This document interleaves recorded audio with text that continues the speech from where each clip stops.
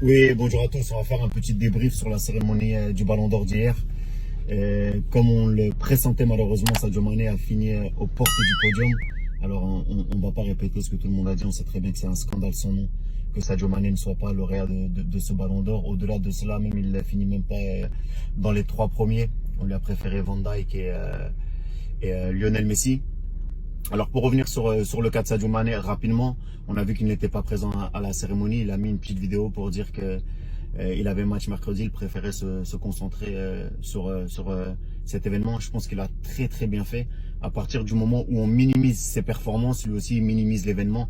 Et il a bien fait de ne pas se présenter là-bas. Pour moi, lorsqu'on proteste, on dit non. Et voilà, il ne va pas juste venir là pour s'asseoir, regarder les autres récolter des prix quand il n'était même pas nominé dans le FIFA de Best, quand il n'était même pas dans l'équipe type de la saison de l'année dernière. Donc à un moment, la farce, il faut qu'elle s'arrête. De toute façon, ce n'était pas le seul. Beaucoup d'Africains ne se sont pas présentés. Je pense qu'ils ont brillé par leur absence. Voilà, donc ça c'était pour remettre les choses dans leur contexte. J'ai entendu certaines personnes le critiquer. Moi, je pense qu'il a très bien fait. Et il prend de plus en plus position. Donc voilà. Bien, concentre-toi sur ce que tu sais faire, Sadio, c'est-à-dire être efficace et bon sur le terrain. Ça, c'est la première des choses. Ensuite, on va parler bien évidemment du vote des Africains, parce que c'est là où le bas blesse. Alors, on attendait avec impatience ce vote-là.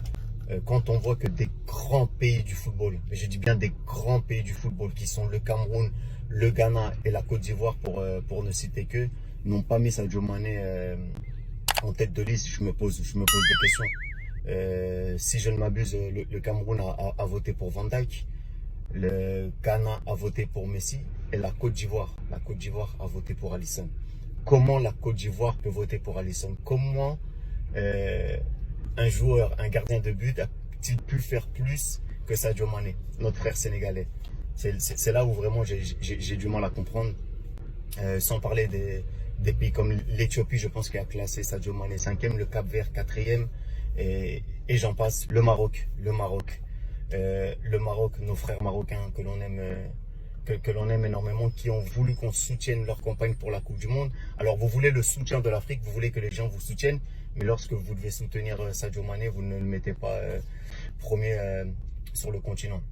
On voit que Lionel Messi a été premier en Amérique du Sud et en Amérique du Nord. On voit que Van Dijk a été premier en Europe, et on voit que malheureusement Sadio Mané, lui, est deuxième en Afrique. Et c'est là où le blas blesse. Moi, j'étais un ancien international sénégalais, et on a un problème avec les journalistes de notre continent. Combien de fois vous nous dites, mais vous êtes complexés les footballeurs, vous voulez pas parler aux journalistes africains, vous parlez toujours aux Européens. Mais quand on voit des votes comme ça, comment vous voulez que les joueurs, après, vous donnent du crédit? Comment vous voulez qu'on travaille ensemble si on n'arrive pas à tous s'asseoir à la même table et être unis? On ne vous demande pas de publiciter Sadio Mané. On ne vous demande pas de lui faire une faveur.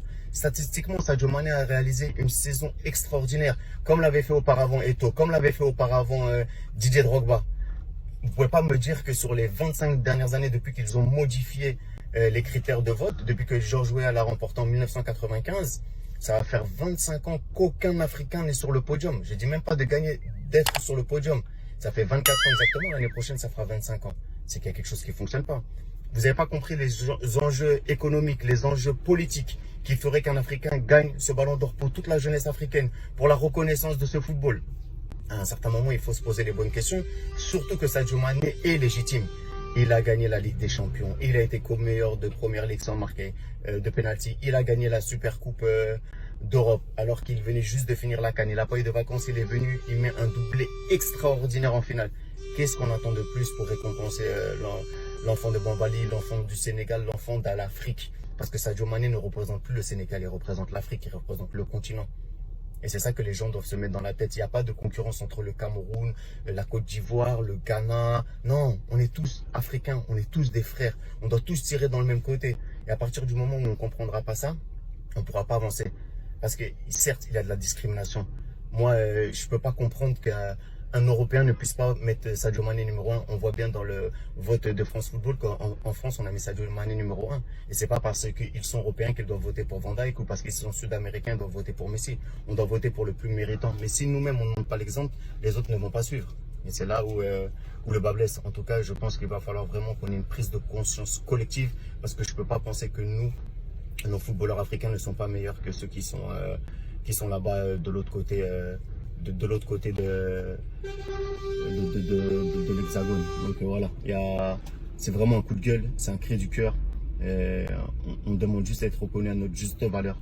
Il y a beaucoup de gamins qui rêvent.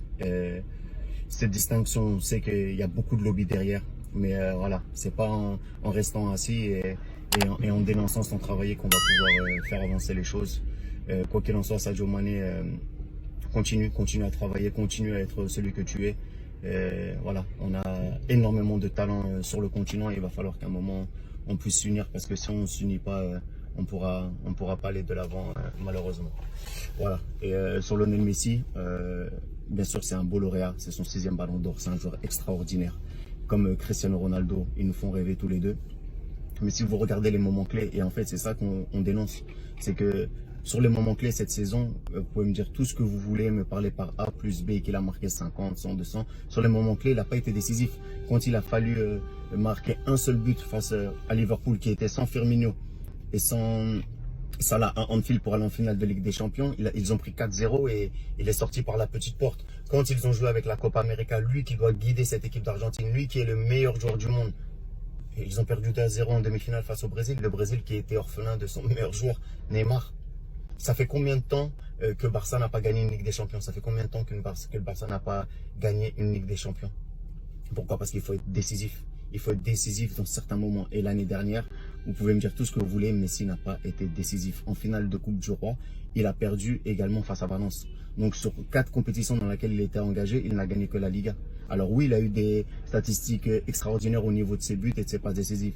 Mais un grand joueur, c'est dans les grands moments. Dans tous les sports, le money time, que ce soit au basketball, que ce soit au foot, que ce soit dans d'autres sports collectifs. Bien sûr, c'est une distinction individuelle, mais l'individu doit faire briller le collectif. Et en faisant briller le collectif, tu dois ramener des trophées. Chose que Lionel Messi n'a pas faite, malheureusement, même si ça reste un don de Dieu. Voilà. Mettons en avant nos joueurs, unissons-nous et veillons à ce que demain, nous puissions enfin avoir certaines distractions, parce que si on continue avec cette mentalité, malheureusement, on sera toujours les derniers de la classe. Voilà. Allez, passez une bonne journée. Voilà, on continue à parler, à lutter, et en espérant qu'on puisse un jour ou l'autre tous tirer du même côté. Ciao, ciao.